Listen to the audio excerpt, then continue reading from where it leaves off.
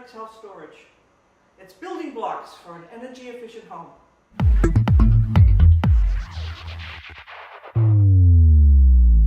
Live from Mamaroneck Self-Storage, located in the heart of the friendly village of Mamaroneck, your local storage solution.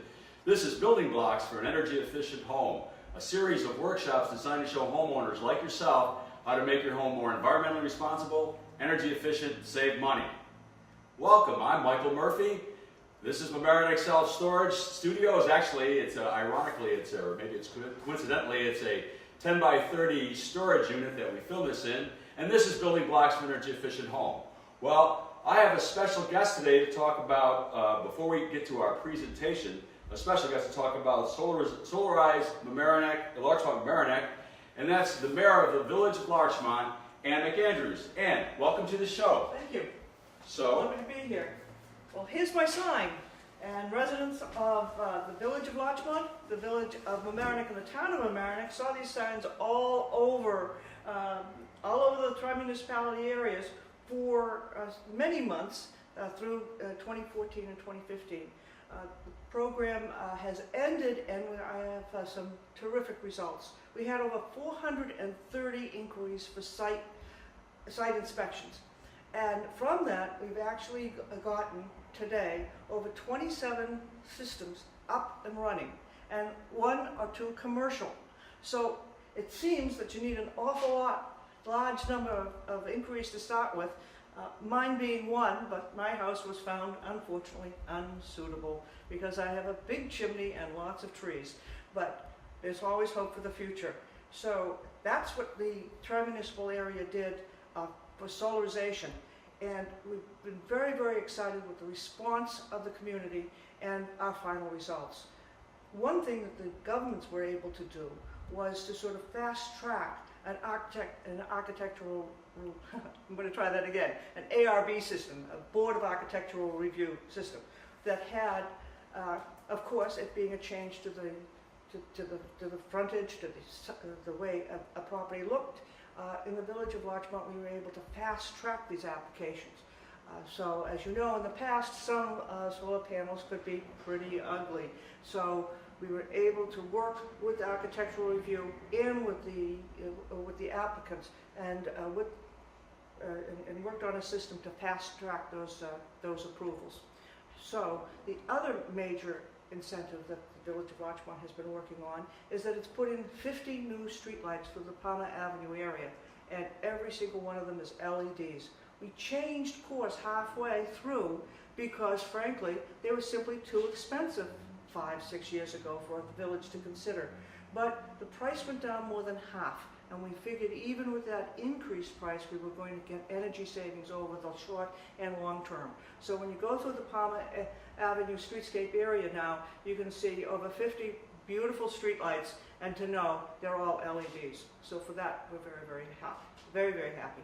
So with that, I'd like to introduce our speaker, who is Adam Solner of Dow Powerhouse Solar. Thank you. Very nice meeting you. Yes, nice meeting you.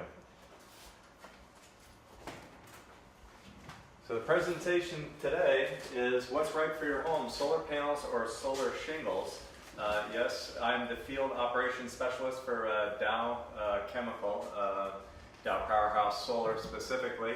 And one thing I'd like to say first off is the solar shingle that we have is something that needs to be installed when you get a new roof or you have new construction. So if you have an existing roof already that has a relatively new roof, this likely would not be an option for you. However, if you have an older roof and it's ready for replacement, this would be the opportunity to look at our product and to discuss some of the differences between the solar panels and the solar shingles. We'll begin the slideshow.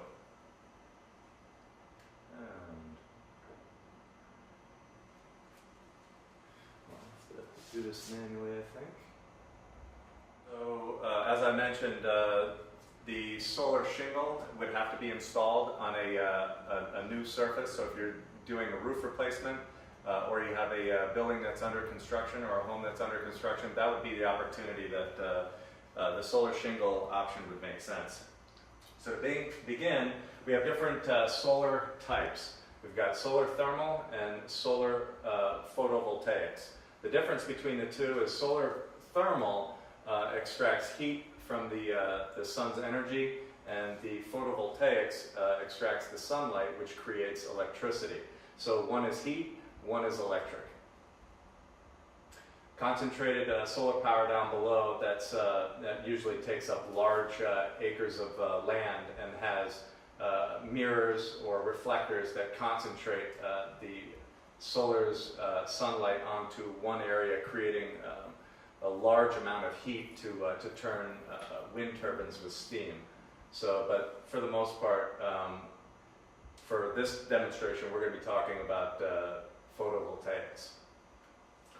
The different arenas are residential, commercial, and utility. You see, this is the commercial. This is actually the storage facility that's we have our panels and our shingles installed on right now as we speak. The residential is primarily our target market for the solar shingle, and for the utility, that's generally large acres of ground mount solar systems that are installed for them. So you have some residential solar options. For, the standard solar modules or the building integrated PV. Obviously this is applied to an existing roof, and for ours it's integrated into the roof. And if solar is going to be part of our energy future, building integration is likely where it's going to go. Because it really doesn't make sense for us to construct a home, have asphalt shingles or any shingle product, and then have the rack-mounted solar applied to that, when you can do it all in one step.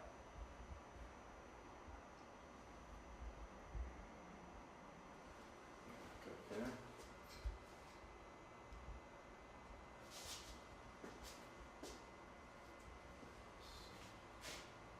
Not sure why that's doing that, but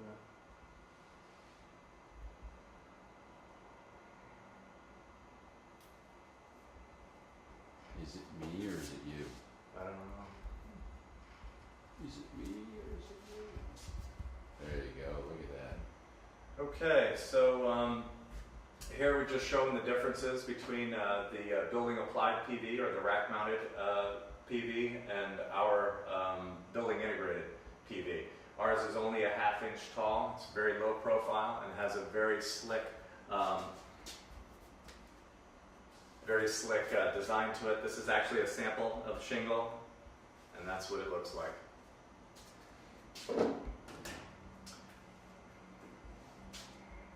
The aesthetics you can see from these two photos here, and we'll see a few more as we go through, is very streamlined, very, it's not very bulky, and it's aesthetically pleasing.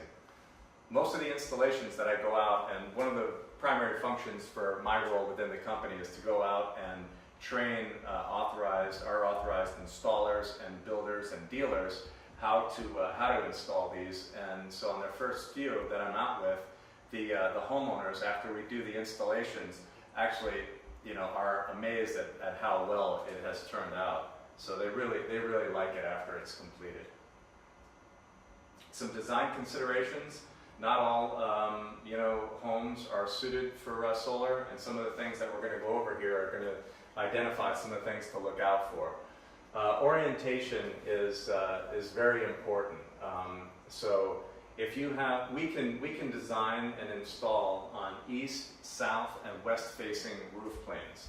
If you have a home that has just the southern exposure, you can install it on that. However, if this home were oriented north and south, you would have an east and a west roof plane that you'd be able to design on.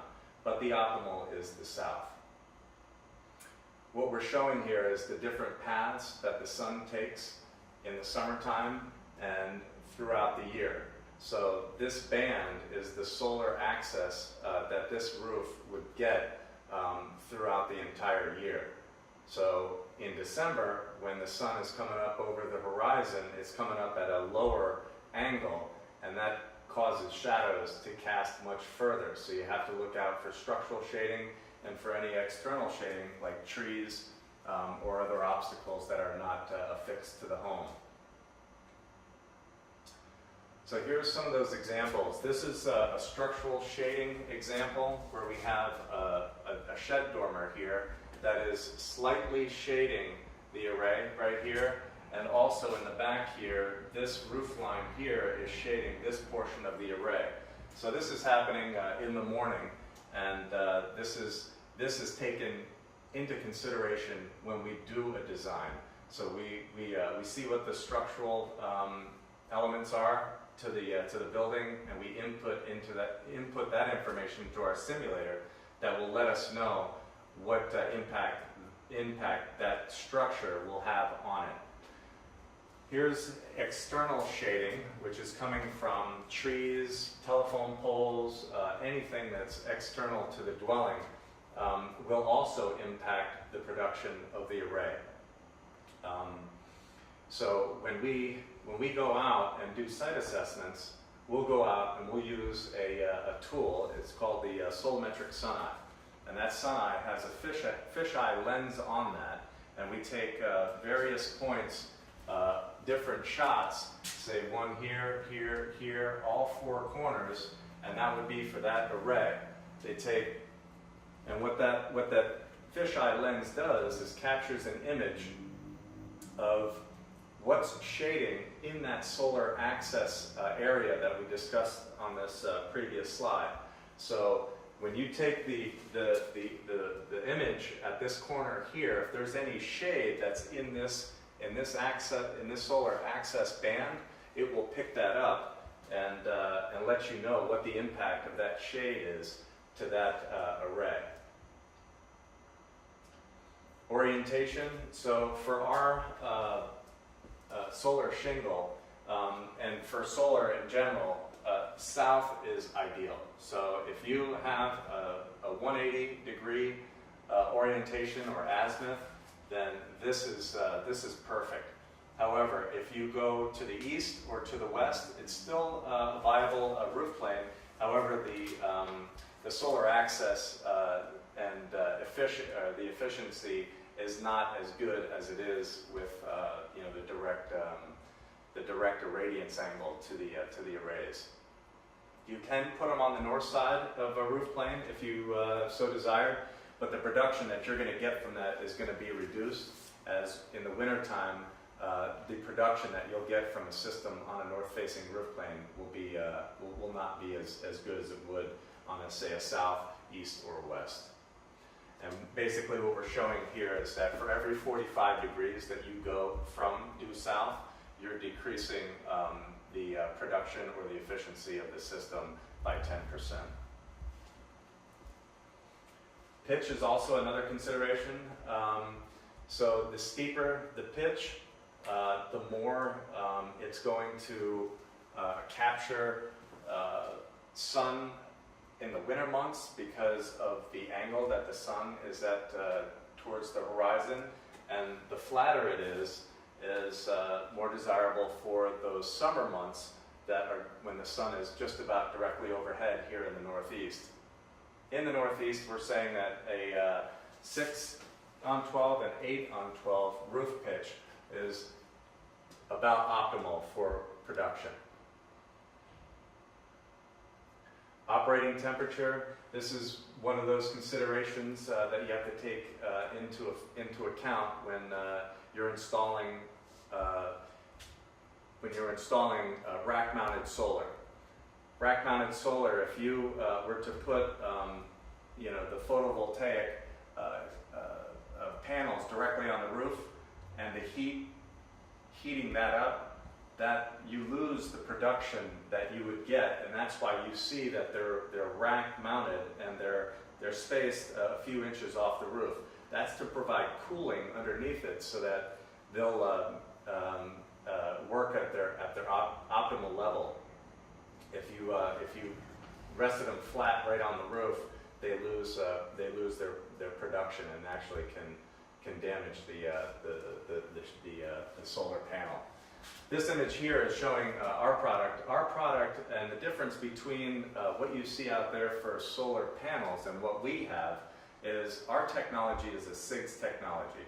So CIGS is copper, indium, gallium, and solanite. Those are 3 elements that are sprayed on a substrate, and that's what's used in our shingle to capture the sunlight and convert that to electricity. What the module manufacturers use is silicon. It's a silicon-based technology, and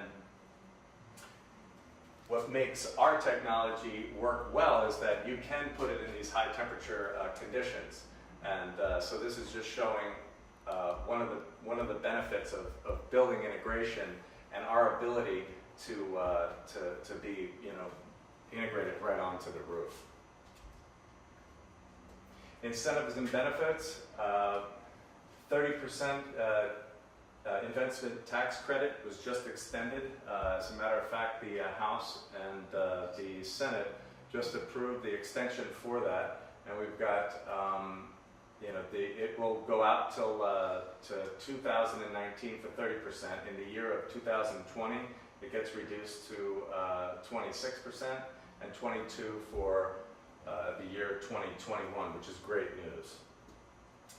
Local incentives are also available for different states, and whatever state you reside in, you know, you can go to the Desire, DSIREUSA.org website, and you can see what the incentives, the state incentives are at that site. So how it works. Solar panels are installed on the roof, right? Capture the sunlight, and the energy that those panels produce is a DC current. So DC current is not what we use to power our homes. We use alternating current. So that current or that power needs to come down to the inverter, and that gets converted to AC through this unit called an inverter. Once that inverter converts that to AC, then that power is backfed into the panel at the home, which services the loads within the home. And once all of those are serviced, the loads in the home, then the surplus energy goes back through the net meter and then back into the grid and supplies your neighbors with electricity. So the utility will come out after your installation, and they'll switch out your meter for a net meter. And what that will register is the amount of energy or electricity that you input into the grid, and you will offset your electric bill with that. Battery backups are one option that they have out there, but we at Dow Solar, we do not design to battery backup. However, you can design battery backups for ours, and we would gladly assist the installation or the design to make sure that, you know, they can be utilized. But this is something where if somebody wanted to go off the grid and they'd get a large battery bank like this, they could you can go that route if you decided to, but we don't do it. Grid interactive solar installations are most common.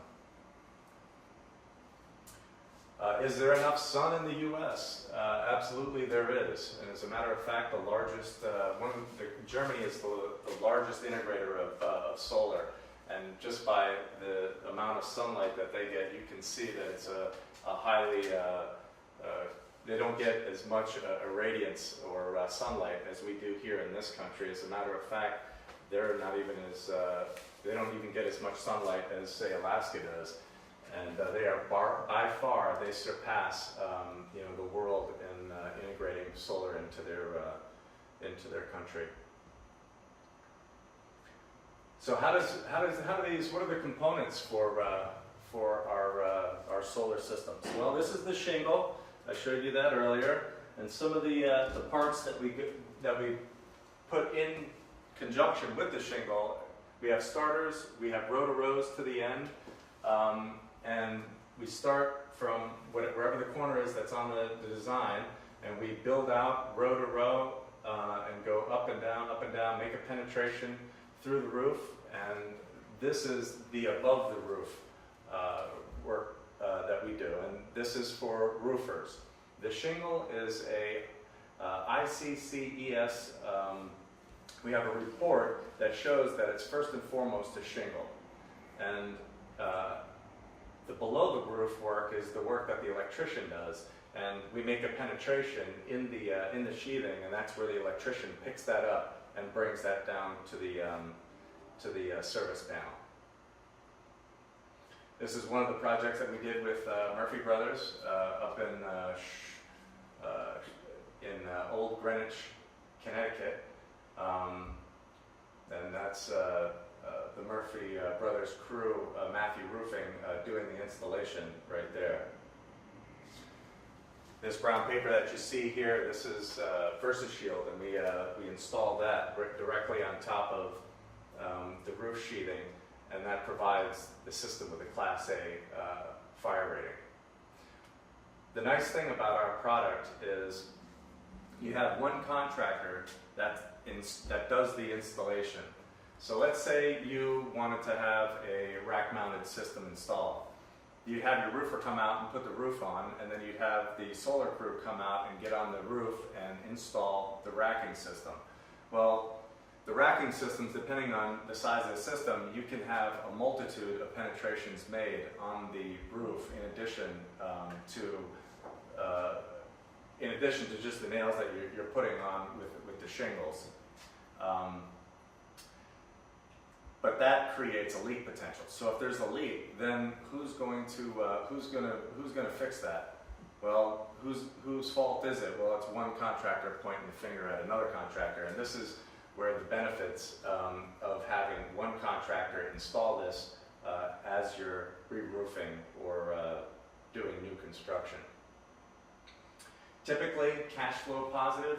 This works for new construction. So let's say that you wanted to install the building integrated technology here.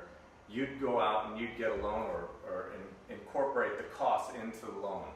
Sometimes, depending on what the interest rate is and the cost of the system, your system could potentially give you cost savings that you would otherwise pay the utility, and that could offset the incremental increase in your mortgage amount that you would pay, and you potentially could be on the positive side of that. Here are some more pictures of the superior aesthetics of our product. These are different homes that were built throughout the country. See how we have a valley here. We can go into valleys, and that's one of the advantages that we have. Because we're a smaller footprint, we can pixelate our systems to get in closer to these valleys, whereas if you have rack-mounted solar, you can't really cut one of those in half, or you have to have them specially made, and that can add cost to the job. This is the design process. We have our own design teams in Midland that will do a preliminary estimate, and they'll tell you where they can put it on the rooftop that's viable. And then once we get the preliminary estimate and the customer's interested in moving forward, we'll go out and we'll do a site assessment, and we'll verify all the dimensions of the roof, and we'll take that solarmetric side that I talked about earlier and go out there and take those images to confirm the site conditions and what the actual production of that system will yield. This is a picture of that. We've got a multitude of different arrays here. We have different inverters that we're going to install on this one, and this is a graph that shows the production in each month that this system will produce, and then you have an annual offset for this one, which looks like this one will yield about it's like 22,000 kilowatt hours a year. So, and this is a really large home here. So, and we can do any sizes from 2 kilowatts and up. We integrate with different roof materials. Traditional slate, polymer or synthetic slate, concrete tile, composition asphalt shingles, and cedar shake. One of the roof tops that we don't integrate with is standing seam, and also Spanish tile. Those two we just don't do as yet. This is the monitoring. Once your system is up and running, then you'll have a dashboard which you can get online, and we'll give you in every 15 minutes an update for production, for instantaneous power, and it will track that, you know, through the life of the system, and you can run reports, and yeah, it's pretty neat. It tells you, you know, how many trees you're saving. Also tells you how many barrels of oil you're saving, and how much you're actually putting back into the grid also. So very, it's great when you're on the beach in the Bahamas and you're pulling it up and you're looking at your system producing energy while you're gone. And that is the presentation. Any questions? Yes, I have a few questions for you. Shoot. By the way, you know, we have I think it's an AKW system on the Mamaroneck self-storage. If you're in the area and you're driving from Rockland Avenue down Waverly Avenue, you'll see it up on the top side of that side of the building there. So look up quick and stay with the traffic there. But it's possible that the energy that our solar shingles are producing are actually feeding and powering the show that we're producing right now. So that's kind of that's unusual, isn't it? That's great. That's great. Yeah, it's good to know. There's a couple of phrases that you use the phrase rack-mounted system. What does that actually mean, rack-mounted? So you have penetrations that are made in the roof that have standoffs, and the racking that's on the roof is what supports the modules, right? So that's generally done for when you're putting solar panels on the roof. Right. You can't put them directly on the roof because you'll reduce the performance of those. So they have to be mounted off the roof to allow airflow to cool those panels that are on there. And you use the phrase grid tied or grid interactive. Right. And what does that mean again? So if in order okay, so grid, it's exactly what it is. So it's exactly what it says. So you have to be tied to the grid in order for that system to function. If it's not tied to the system, then you would have to have a battery backup system, which would be an autonomous system. So if you don't have batteries and power goes down in an area and you have solar shingles or solar panels, it's not going to work either way. Correct, yeah, so grid interactive, that's right. So there is a UL 1741 requirement states that when the power goes off, when the utility goes off, that inverter shuts down instantaneously. So there's some misconceptions out there that if I have a solar system and the power goes out, well then my solar can power the house, and that's not the case. Interesting. Yeah. As you can see, I'm going back to this slide here. I love this slide here because it's not like, I mean, anybody, I guess just about anybody in their right mind would want to have solar on their house. Who would want to have free electricity, right, provided by the sun? But if you look at this slide over here, you can see that not everybody can have that. As you notice that Adam mentioned that there are three things that you have to take into consideration. First one being the orientation of your roof. The second one being shading, and we know we don't want to cut down those trees. And the third thing is the pitch of your roof, to make sure that you've got the optimal pitch in order to get the right, you know, the most amount of power out of your solar panels or shingles. But this slide right here, if you just speak a little bit more to that, and how do you get that information? So how do you get for the pitch? Yeah, well, how did Dow come up with that information right there? That's all our design team. They figure out which roof planes are viable. Any of the roof planes that are on here that are facing towards the north, those are the ones that we don't design to, or we steer from it. If the homeowner decides that they want to do that, then we can design to it. We can put them just about anywhere on the roof, provided that we have enough roof space to put it. Yeah, there are string minimums for the amount of shingles that we have that need to correlate with what the inverter specifications call out for. Yeah, and that's a function of voltage. So if someone wants to get solar on their roof, what's the first thing they should do? So get a preliminary estimate, and that is very easy. All they have to do is contact one of our authorized dealers, contact you yourself, Murphy Brothers, and say we're interested in solar, and they can fill out a preliminary estimate design request, and we can have that over to them within a day or two. Great. If you want solar shingles or solar panels, give us a call. We'll hook you up with someone we'd love to do the job for you. And the great news is from all this is that both the House and the Senate, as of this, we're doing the taping here live, that they've extended the 30% federal tax incentive on installing solar up until 2019 or 2020. So 30% to the end of 2019, 26% for the year 2020, and 22% for 2021. Good news for the solar industry, good news for the economy in general, great jobs, and also good news for procrastinators because they've got another 3 or 4 years to be thinking about that, but you should be thinking about it now. Well, thank you, Adam. Appreciate you having me on the show, and if you have any questions about solar, please give us a call here, or you can email me at michael@murphybrothers.com.